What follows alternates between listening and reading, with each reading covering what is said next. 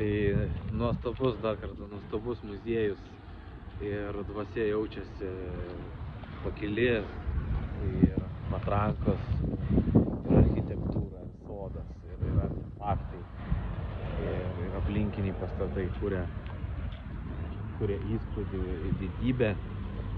Tai štai vat kiemas, siena, siena, kurią skiria, kaip suprantu, turėjo būti čia vandeniukas būdavo, jeigu neklystu.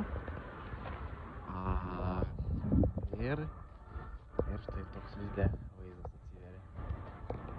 Šikiotas patrankas.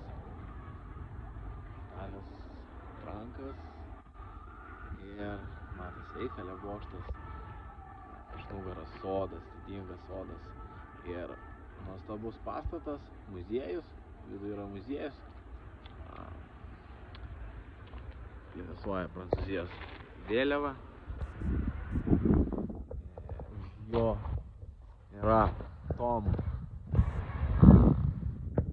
kapai, Napoleono kapas.